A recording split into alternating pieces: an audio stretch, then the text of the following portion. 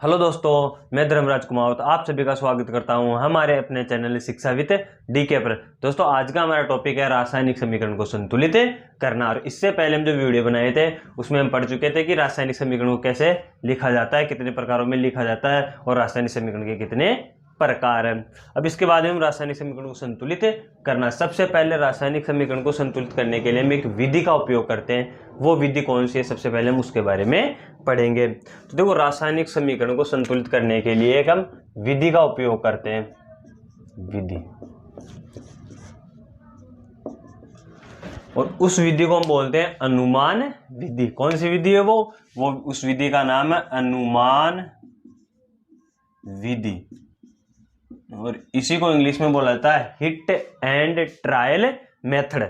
इसी को इंग्लिश में बोला जाता है हिट एंड ट्रायल मेथड। इसी को हम इंग्लिश में क्या बोलते हैं? हिट एंड ट्रायल मेथड बोलते हैं। ध्यान रखना दोस्तों, रासायनिक समीकरण को हम एक विधि के द्वारा संतुलित करते हैं, उसको बोलते हैं हिट एंड ट्रायल विधि। जो रासायनिक समीकरण है ना, उसको संतुलित करने के लिए हम एक विधि का उपयोग करते हैं।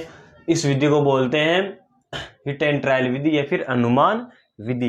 एक बात का और ध्यान रखना, यह विधि जो अनुमान या हिट एंड ट्रायल विधि है ना, यह अनुमान एंड हिट एंड ट्रायल विधि है ना, वो द्रव्यमान संरक्षण के नियम पर कार्य करती है।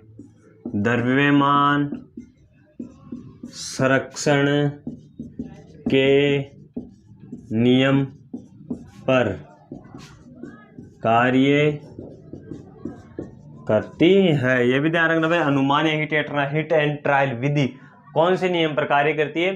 तो यह कार्य करती है द्रव्यमान संरक्षण के नियम पर। और द्रव्यमान संरक्षण का नियम क्या होता है, यह भी तुम्हें पता होना चाहिए।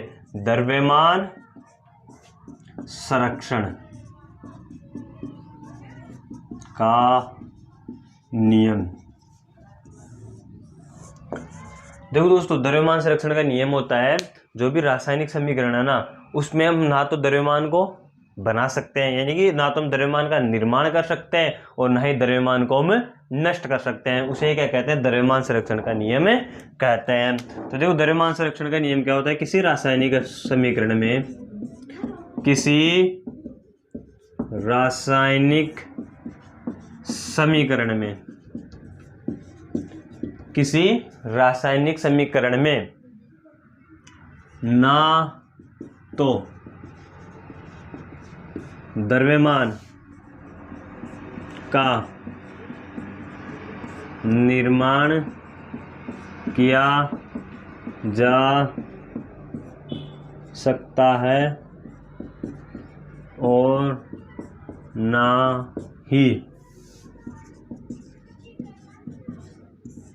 द्रव्यमान को नष्ट किया जा सकता है। यही क्या होता है? ये होता है द्रव्यमान संरक्षण का नियम। द्रव्यमान संरक्षण का नियम क्या होता है? किसी रासायनिक समीकरण में ना तो द्रव्यमान का निर्माण किया जा सकता है और ना ही द्रव्यमान को नष्ट किया जा सकता है। उसे हम कहते हैं द्रव्यमान संरक्षण का नियम। और जो हमारी रासायनिक समीकरण को संतुलित करने के लिए, रासायनिक समीकरण को संतुलित करने के लिए हम एक विधि का उपयोग करते हैं। उस विधि को बोलते हैं अनुमान विधि और उसी को बोलते हैं hit and trial method, hit and trial विधि। अब यह विधि है ना, यह अनुमान विधि है ना, द्रव्यमान संरक्षण के नियम के ऊपर कार्य करती है। और द्रव्यमान संरक्षण का नियम क्या होता है? किसी रासायनिक समीकरण में ना तो द्रव्यमान का निर्माण किया जा सकता है और ना ही द्रव्यमान को नष्ट किया जा सकता है। अब देखो, इसके बाद में इसका जो ये है ना हिट एंड ट्रायल विधि, देखो इस विधि के कोई भी निश्चित नियम नहीं है। ध्यान रखना, कोई भी निश्चित नियम नहीं है। जो हमारी हिट एंड ट्रायल विधि है ना, अनुमान विधि, इस विधि का कोई भी निश्चित नियम नहीं है। हम और आप खुद बनाते हैं इसके नियम। कैसे? जैसे हम समीकरण को सरल करना होता है ना, उस प्रकार से हम इसके नियम बना सकते हैं। ऐसा कोई निश्चित कोई भी नियम नहीं है। पर इसमें एक बात जरूर ध्यान रखनी है, जिसको तुम बस ये बात तो भूलना ही नहीं है, ध्यान रखना। जो भी अगर रासायनिक समीकरण को तुम संतुलित कर रहे हो ना, तो इस बात को तुम्हें ढंग से याद रखना है कि रासायनिक समीकरण को संतुलित करते समय, रासायनिक समीकरण को संतुलित करते समय किसी अभिकारक और उत्पाद के रासायनिक सूत्रों को परिवर्तित नहीं किया जा सकता। किसी रासायनिक समीकरण को, किसी रासायनिक समीकरण को संतुलित करते समय, संतुलित करते समय अभिकार को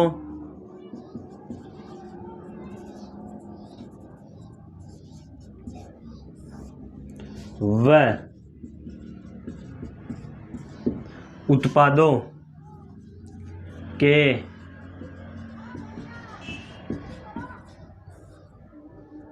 उत्पादों के रासायनिक सूत्रों को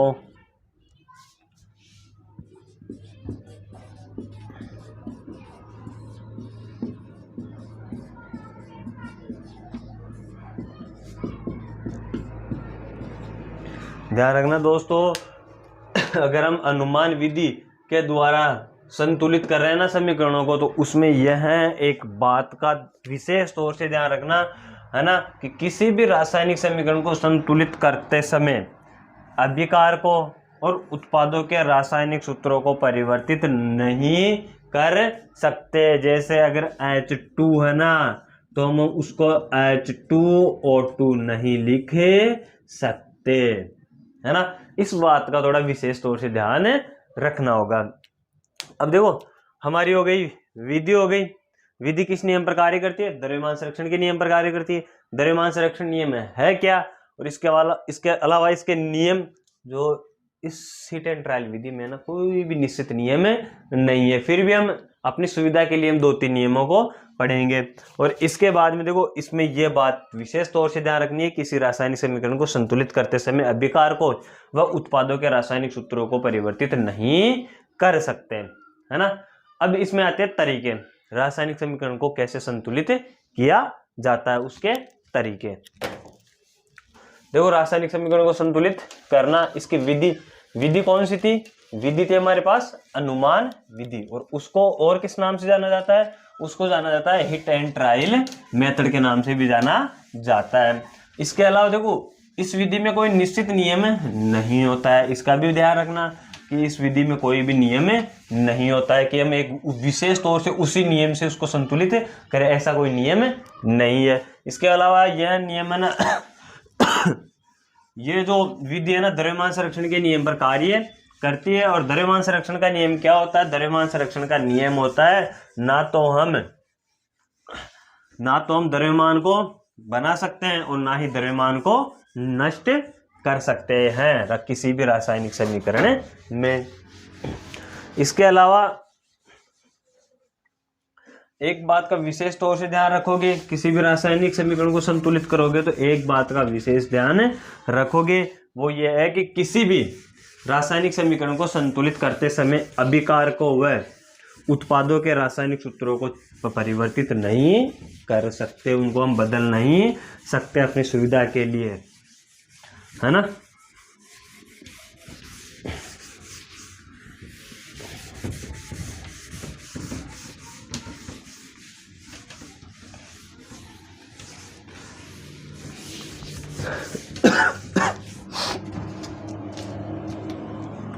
अब दोस्तों देखो, विधि हो गई, विधि कौन से नियम पर कार्य करती है और एक कौन सी बात का हमें विशेष तौर से ध्यान रखना है, ये हमने पढ़ लिया। अब इसके बाद में आते तरीके, जो रासायनिक समीकरण उसको संतुलित करने के तरीके इंपॉर्टेंट है, ध्यान रखना। ये समझ में आ गया ना, तो तुम किसी भी समीकरण को क्या कर सकते हो? संतुलित कर सकते हो। अब देखो, हम तरीके, इसके 4 स्टेप या 4 या 5 स्टेप होते हैं। देखो, फर्स्ट स्टेप, कोई भी तुम रासायनिक समीकरण देखोगे ना, कोई भी तुम रासायनिक समीकरण देखोगे ना, तो देखो पहले उसमें सूत्र लगे होते हैं। वो पांच प्रकार के सूत्र, किसी भी रासायनिक समीकरण में 5 प्रकार के सूत्र तुम्हें दिखाई देंगे। देखो, पहला तो बिल्कुल सिंपल HCl, सही है। दूसरा होगा वो होगा H2O, H2O। पहले इनको संतुलित करना आना चाहिए कि H के पास कितने H, यहाँ H की संख्या कितनी है, क्लोरीन की संख्या कितनी है, या ऑक्सीजन की संख्या कितनी है। पहला सूत्र तो इस तरह का, दूसरा इस तरह का। जो हमारा तीसरा स्टेप है ना, तीसरा स्टेप वो होगा NH3। और जो चौथा होगा ना वो होगा Cu। देखो ब्रैकेट वाला होगा CuNO3। और जो पांचवा स्टेप होगा ना हमारा वो होगा, इसी को ले लेते हैं हम CuNO3 देखो ये सब मिलकर ही क्या, देखो क्या तो सूत्र ऐसे ऐसे ये दोनों हो सकते हैं, या सूत्र ऐसा हो सकता है, ऐसा हो सकता है। इसमें पहले पता होना चाहिए कि यहाँ हाइड्रोजन कितने हैं, ऑक्सीजन कितने हैं। तो देखो सबसे पहले हम देखो, अगर ऐसा कहीं भी तुम्हें सूत्र दिखे ना कोई भी रासायनिक समीकरण में, तो देखो यहाँ कुछ नहीं लिखा हुआ, डायरेक्ट क्या है HCl है, ऐसा ही है HCl। तो देखो इसका मतलब इसके आगे यहाँ एक लगा हुआ है, यहाँ क्या है एक लगा हुआ है, और यहाँ कुछ नहीं लिखा हुआ ना H के पास, यहाँ भी एक लगा हुआ है। क्लोरीन के पास भी कुछ नहीं है तो क्लोरीन के पास भी एक लगा हुआ है। ये ध्यान रखना, ये हमें दिख नहीं रहे पर यहाँ एक एक है, एक होता है, इस वजह से हम कुछ लगाते नहीं है। तो देखो इसको संतुलित करना है ना, तो यहाँ कितना है एक, पहले देखो इनको उतार लो, यहाँ क्या है H और यहाँ क्या है Cl क्लोरीन।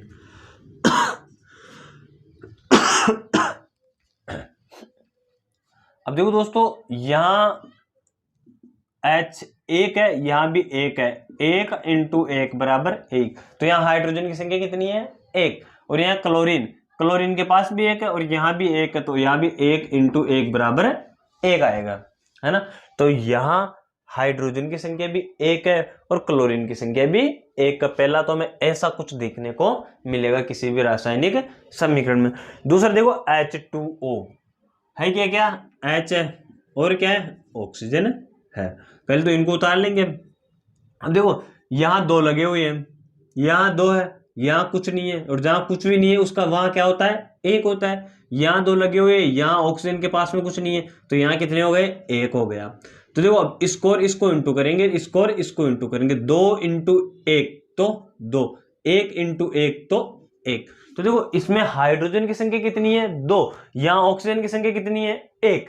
तो देखो रासायनिक समीकरण को संतुलित करने से पहले ये चीजें तुम्हें पता होनी चाहिए। अब देखो इसके आगे NH3, यहाँ क्या है N, इसके बाद में H। देखो यहाँ N के पास में कुछ नहीं लगा हुआ, जहां कुछ भी नहीं होता वहां हम 1 मानते, और इस N के आगे कुछ नहीं लगा हुआ तो यहाँ भी 1 मानते। तो 1 × 1 कितना हो गया 1 हो गया, 3 × 1 कितना हो गया 3 हो गया। तो यहाँ नाइट्रोजन की संख्या कितनी है 1, हाइड्रोजन कितना है 3। अब CuNO3। अब देखो यहाँ ब्रैकेट आ गया, ये अलग टाइप हो गई, यहाँ ब्रैकेट आ गया, ब्रैकेट के बाहर 2 आ गया, ये अलग टाइप हो गई। देखो Cu यहाँ कुछ लगा हुआ है नहीं लगा हुआ, तो यहाँ क्या मान लिया हम 1 मान लिया। यहाँ कुछ लगा हुआ है, यहाँ भी कुछ नहीं लगा हुआ, तो यहाँ क्या मान लिया हम 1 मान लिया। देखो N यहाँ कुछ नहीं है तो यहाँ भी 1, और O के पास 3 है, तो इसको तो कुछ छेड़ने की जरूरत ही नहीं। यहाँ है क्या कॉपर है, नाइट्रोजन है और एक ऑक्सीजन है।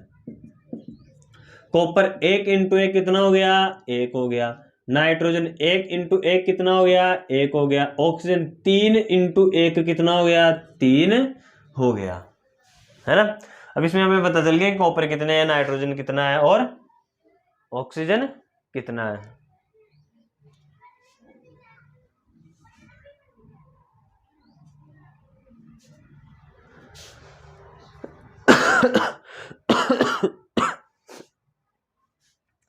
अब इसके बाद में देखो यहाँ ये Cu, ये N और यहाँ O। अब वो यहाँ कुछ नहीं है, जहाँ कुछ भी नहीं है तो वहाँ हम 1 लगाते हैं, यहाँ भी 1 लगा दिया, n के पास भी 1 लगा दिया।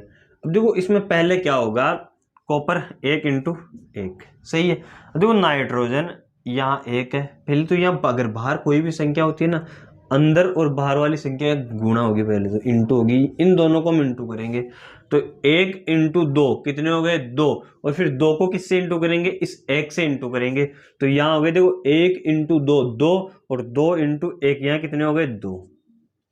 अब ऑक्सीजन को देखो 3 इंटू 6, 3 इंटू 2 कितने हो गए 6 हो गए, और इस 6 को हम 1 से इंटू करेंगे तो यह कितना आएगा 6 आएगा।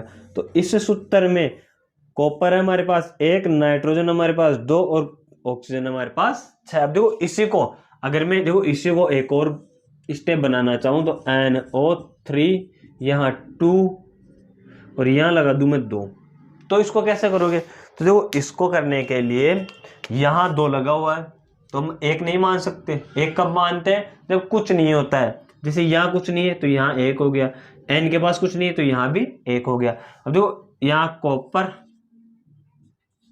नाइट्रोजन और ऑक्सीजन, जो कॉपर 1 इंटू 2 तो 2, नाइट्रोजन 1 इंटू 2, पहले तो ये दोनों इंटू होंगे, कितने 2, अब ये दोनों 2 आ गए ना, अब ये 2 ये इससे इंटू होगा ये 2, तो यहाँ कितने हो गए 4 हो गए। अब ऑक्सीजन पहले तो ये दोनों 3 इंटू 2 कितने हो गए 6, और 6 इंटू 2, 6 इंटू 2 कितने हो गए 12 हो गए। तो मैं ऐसे रासायनिक समीकरणों को क्या करना है, संतुलित करना है।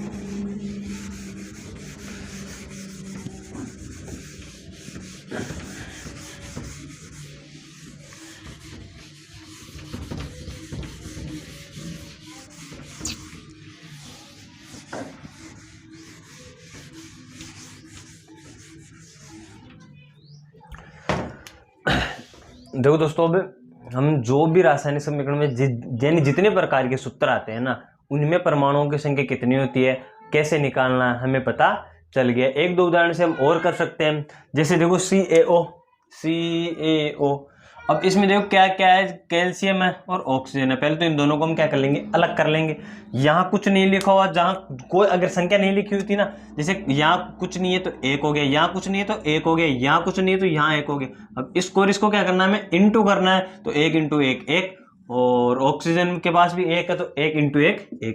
यहाँ कैल्शियम भी 1 है और ऑक्सीजन भी 1 है। इसके अलावा हम और ले सकते हैं, जैसे Na2SO4, Na2SO4। अब देखो यहाँ आगे कुछ नहीं है तो कुछ नहीं है तो 1, आगे कुछ नहीं है तो कुछ नहीं है का मतलब जहां कुछ भी नहीं है ना संख्या, वहां हम 1 लगा लेते हैं। अब देखो इसमें है क्या, Na है, S है और O यानी सल्फर और ऑक्सीजन है। अब इसके बाद में देखो 2 इंटू 1 कितने हो गए 2 हो गए। यहाँ इसके पास 1 है तो 1 इंटू 1 कितना हो गया 1 हो गया। 4 इंटू 1 कितना हो गया 4 हो गया। सही है। इसके अलावा हम और भी ले सकते हैं, जैसे PbNO3, ये रहा PbNO3 अब यहाँ तुम पूछोगे Pb लेड है ये ना शीशा, तो देखो इसमें इसके आगे कुछ नहीं है तो 1 लगा हुआ, इसके पास में कुछ नहीं है तो यहाँ 1 है, Na के पास कुछ नहीं है तो 1 है, तो देखो Pb सही है, N और O यानी नाइट्रोजन और ऑक्सीजन, ये 3 सूत्र है इसमें है ना, ये सूत्र है और इसमें ये लेड है, नाइट्रोजन और एक ऑक्सीजन है। अब देखो 1 इंटू 1 लेड की संख्या है यहाँ 1।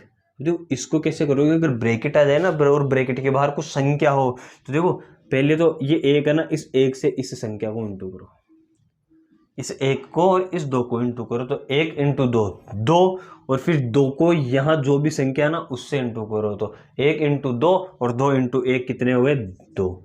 इसमें देखो 3 इंटू 2 3 इंटू 2 6 और 6 इंटू 1 6। ऐसे होंगे। अब देखो हम रासायनिक समीकरण होते हैं ना, उनको संतुलित करते हैं। ये तो कहते हैं उनके नियम थे रासायनिक समीकरण को कैसे संतुलित किया जाता है। और ये सूत्र थे, सूत्रों में जो जैसे सीसा, ये लेड, सीसा, लेड को सीसा भी बोलते हैं, नाइट्रोजन, ऑक्सीजन, इनकी संख्या कितनी थी, है ना। अब इसके बाद में आते हैं हम रासायनिक समीकरण को संतुलित करना। अब देखो पहले हम समीकरण लेते हैं H2 प्लस, पहले हम समीकरण लेते हैं H2 प्लस O2, तो बन गया H2O। अब देखो ये सूत्र आ गया, ये हमने संतुलित किया था। इसमें संख्या कितनी होती है हाइड्रोजन और ऑक्सीजन की, यहां तो अलग अलग दे ही रखा है। अब देखो इसको संतुलित करेंगे ना, इसको संतुलित पहले तो ध्यान रखना कौन सी विधि से करेंगे, हिट एंड ट्रायल विधि से हम इसको संतुलित करेंगे। हिट एंड ट्रायल मेथड से इसको क्या करेंगे, हम संतुलित करेंगे। अब देखो इसको संतुलित करने के लिए इसमें है क्या, ये इस तरफ वाले क्या होते हैं, इस तरफ वाले होते हैं अभिकारक, पहले इनको अलग लिख लो। और ये क्या होते हैं इस तरफ वाले, ये होते हैं उत्पाद। उत्पाद किस तरफ वाले होते हैं, उत्पाद होते हैं RHS, राइट हैंड साइड, और अभिकारक LHS लेफ्ट हैंड साइड। अब देखो यहां परमाणुओं की संख्या कितनी है, यहां परमाणुओं की संख्या है, यहां देखो यहां हाइड्रोजन है और यहां ऑक्सीजन है, यहां भी हाइड्रोजन और एक ऑक्सीजन है। अब देखो इसको संतुलित करते हैं ना, संतुलित करने के लिए हमें क्या चाहिए, संतुलित करने के लिए हमें अभिकारक और उत्पादों की संख्या और उनका द्रव्यमान क्या होना चाहिए, समान होना चाहिए। अब देखो यहां हाइड्रोजन, हाइड्रोजन यहां कुछ नहीं है, यहां कुछ नहीं है, तो यहां एक लगा दिया हमने, तो 2 × 1 कितने हो गए, 2 हो गए, सही है। ऑक्सीजन यहां भी कुछ नहीं था, यहां एक लगा दिया, 2 × 1 कितने हो गए, 2 हो गए। यहां हाइड्रोजन भी 2 है और ऑक्सीजन भी 2 है। अब इसके बाद में हम देखो यहां हाइड्रोजन 1 है, तो 2 × 1, 2 × 1 कितने हो गए, 2, और यहाँ 1 है तो 1 × 1 कितना हो गया, 1 हो गया। अब देखो यहाँ 2 है और यहाँ 1 है, तो ये संतुलित नहीं है। यहाँ जो परमाणुओं की संख्या है ना, वो क्या है, परमाणुओं की संख्या वो क्या है, वो है कम है, किससे, अभिकारकों से। यहाँ 2 है, यहाँ 1 है। अब देखो इसको संतुलित करने के लिए हम एक बात तो मैं पहले बता चुका हूँ कि है ना, हम सूत्रों को परिवर्तित नहीं कर सकते। ध्यान रखना भाई, यहाँ मैं 2 लगा दूँ, ऐसा नहीं है। तो हम देखो इसको संतुलित करने के लिए हम क्या करेंगे, इसके यहाँ देखो जैसे ये H2O है ना, ये H2O, इसको संतुलित करने के लिए हम देखो यहाँ कुछ नहीं लगा सकते, इस बात का ध्यान रखना, यहाँ कुछ भी नहीं लगा सकते, इस 2 के साथ छेड़छाड़ी नहीं कर सकते हैं। इसके आगे हम कुछ ना कुछ लगा सकते हैं, 2, 3, 4, जिस भी अंक की तुम्हें ज़रूरत हो ना, वो इसके आगे हम लगा सकते हैं। तो देखो यहाँ दोबारा से लिख लेता हूँ मैं इस समीकरण को, H2 + O2, यहाँ हो गया H2O। अब देखो यहाँ 1 है, यहाँ ये 2 है, यहाँ 2 है, ये 2, ये तो संतुलित है पहले से। अब इसको संतुलित करने के लिए मैं यहाँ 2 कर दूँ, यहाँ क्या कर दिया, मैं 2 कर दिया। अब देखो 2 लगा दिया है ना, इसको संतुलित करने के लिए मैं यहाँ क्या कर दिया, 2 लगा दिया, इसके आगे कितने लगा दिया, 2।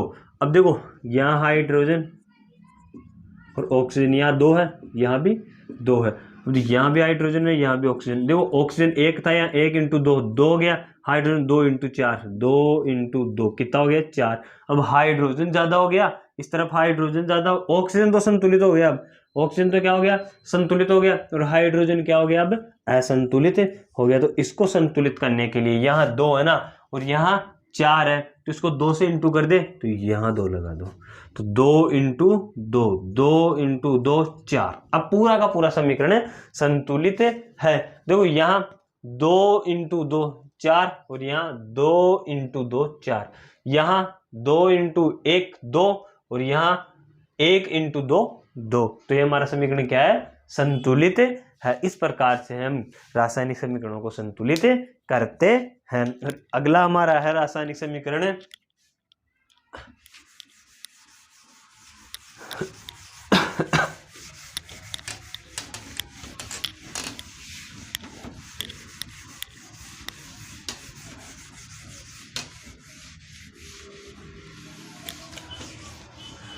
ध्यान, हम कौन सी विधि से कर रहे हैं? हम विधि से कर रहे हैं हिट एंड ट्रायल विधि से। अगला हमारा समीकरण है वो है Mg, मैग्नीशियम। मैग्नीशियम का दहन करवा रहे हैं हम ऑक्सीजन की उपस्थिति में, तो हमें मैग्नीशियम ऑक्साइड प्राप्त होता है। तो देखो ये संतुलित है या नहीं है, हम इसकी जांच करते हैं। देखो पहले जो अभिकारक है ना वो कौन कौन से हैं उनको अलग लिख लो, उत्पाद जो अभिकारक होंगे वही उत्पाद होंगे, ये तरीका है इसके। देखो अब इसमें मैग्नीशियम के पास मैग्नीशियम कितने हैं, तो यहाँ एक है, यहाँ भी एक, तो मैग्नीशियम की संख्या 1, 2 इंटू 1 2। अब देखो हर बार ऐसे नहीं करना, यहाँ एक है यहाँ एक है, डायरेक्ट 1-2 बार अगर प्रैक्टिस कर लिया तो डायरेक्ट आ जाएगा वो। अब देखो इसमें सब यहाँ एक है, कुछ नहीं लगा हो तो एक हो गया, एक, और ये भी एक। अब देखो ये असंतुलित है, और असंतुलित समीकरण होता है ना, कौन सा समीकरण है ये? असंतुलित समीकरण।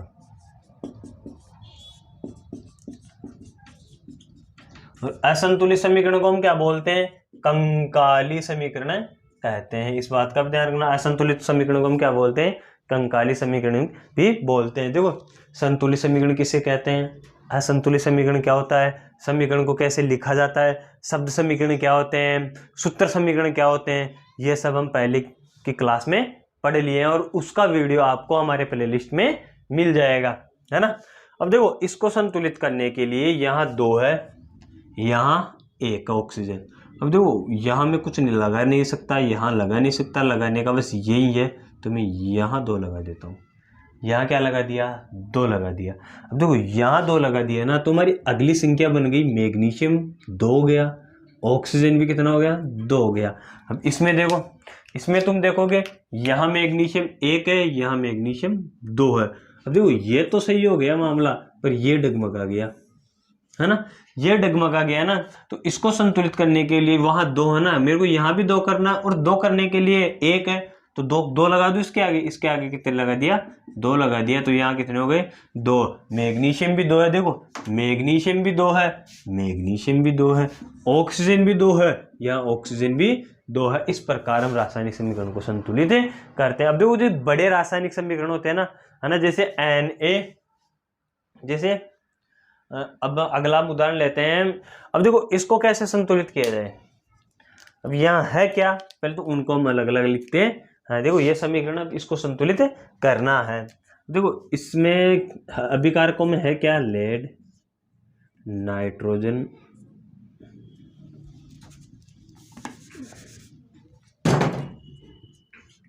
नाइट्रोजन और ऑक्सीजन। इस तरफ भी यही है, लेड, नाइट्रोजन और ऑक्सीजन। अब देखो यहाँ इसकी संख्या डायरेक्ट तुम्हें पता, बेशक करने की जरूरत नहीं, यहाँ एक है, सही है।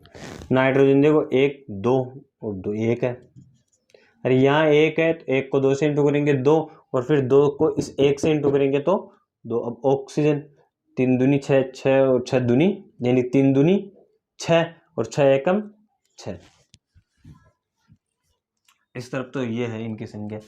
इस तरफ देखो यहाँ 1 है तो 1 लगा दिया, नाइट्रोजन 1 है तो 1 लगा दिया, ऑक्सीजन को देखो 2 तो ये रहे, 2 ये रहे 4 और 1 ये रहा 5। ऑक्सीजन कितने हैं? यहाँ 5 है, यहाँ ऑक्सीजन कितने थे? 6 है। तो हमें सबसे पहले क्या करना, जो बड़े होते हैं ना, जिनकी संख्या ज़्यादा होती है रासायनिक समीकरण में, जिनकी संख्या ज़्यादा होती है ना, उनको संतुलित करना होता है। तो देखो मैं इसको, यहाँ कितने हैं? यहाँ है 6 और यहाँ है 5। इसको संतुलित करने के लिए मैं क्या कर देता हूँ, यहाँ 2 लगा देता हूँ। देखो यहाँ, अब इसमें देखो इसकी संख्या हो गई 2 दूनी 4, यहाँ नहीं लगेगा इसमें तो यहाँ 4 हो गया ना, ये तो ज़्यादा हो गया। तो देखो मेरे को एक यहाँ एक ही ऑक्सीजन चाहिए, तो मैं यहाँ 2 लगा देता हूँ, सही है। अब देखो 2 ये रहे ऑक्सीजन, 2 ये रहे ऑक्सीजन और 2 ये रहे ऑक्सीजन।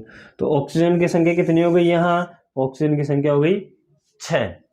अब इसके बाद में देखो ऑक्सीजन तो 6 हो गए, अब ये यहाँ 2 लगा दिया ना, तो ये यहाँ का सिस्टम था ना ये बिगड़ गया। ये तो यहाँ 5 था, 5 से कितना हो गया 6 हो गया।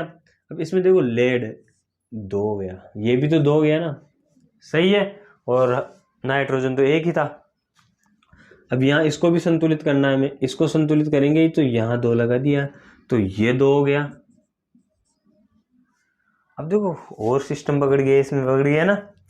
अब यहाँ 2 लगा दिया तो ये तो संतुलित हो गया, लेड तो संतुलित हो गया यहाँ और यहाँ। अब देखो यहाँ जो नाइट्रोजन था ना, नाइट्रोजन यहाँ देखो 1 था यहाँ, तो 1 को 2 से इंटू करा 2, 2 को 2 से इंटू करोगे तो नया कितना हो गया, नए नाइट्रोजन की संख्या हो गई यहाँ 4, और ऑक्सीजन की संख्या हो गई 3 दूनी 6, 3 दूनी 6 और 6 दूनी 12। तो कितने हो गए नए ऑक्सीजन की संख्या, 12 हो गए।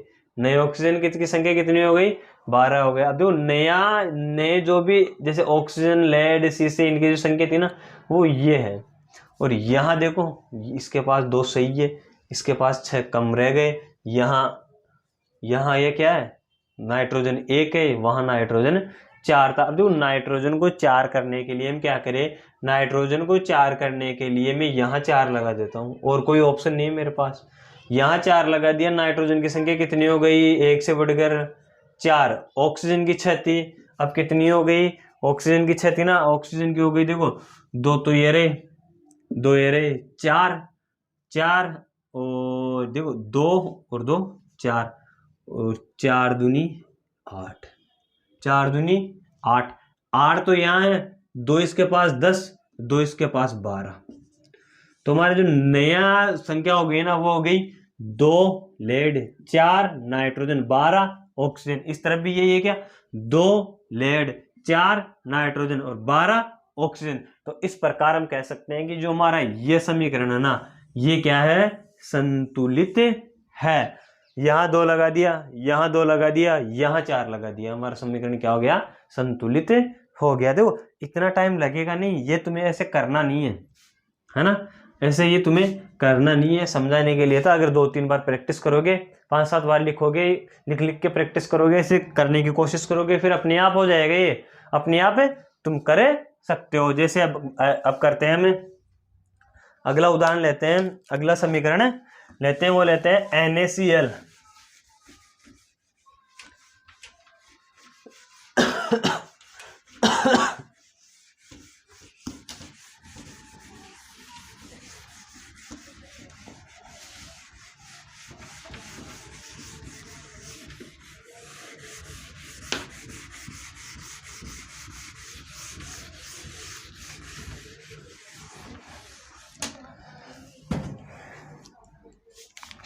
अगला समीकरण हम लेते हैं जैसे HCl प्लस NaOH। तो हमारे पास बनता है NaCl प्लस H2O। अब हमें इसको संतुलित करना है। देखो इसको संतुलित करने के लिए हम देखो, अब यहाँ H हाइड्रोजन है, क्लोरीन है, और एक नाइट्रोजन है, और एक ऑक्सीजन है, ये है। यहाँ भी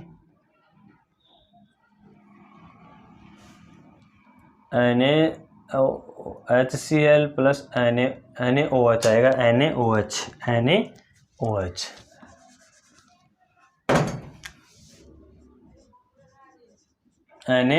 यहाँ Na है ना, सोडियम है।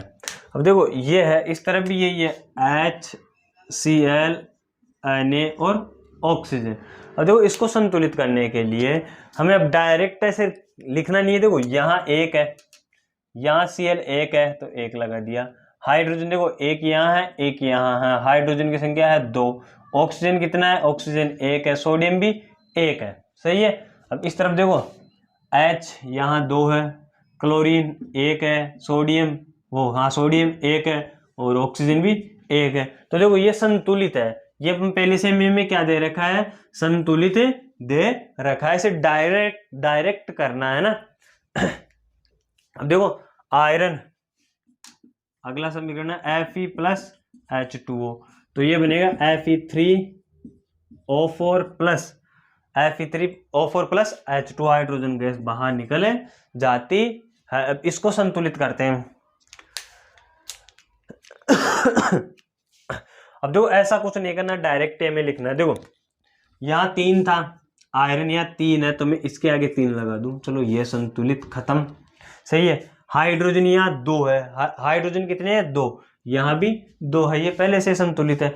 ऑक्सीजन यहाँ 4 है, ऑक्सीजन यहाँ कितने हैं 1 है, तो इसको 4 बनाने का एक ही तरीका है, यहाँ 4 लगा दिया मैं, यहाँ 4 लगा दिया। ऑक्सीजन कितने हो गए 4 हो गए, Fe3 ऑक्सीजन कितने 4, ऑक्सीजन कितने 4, यहाँ हाइड्रोजन 4 दूनी 8, यहाँ हाइड्रोजन 8 है ना, यहाँ हाइड्रोजन 8 है, तो यहाँ भी कितने हो गए 8 हो गए। ऐसे हम डायरेक्ट कर सकते हैं, इसमें कोई समस्या नहीं होगी।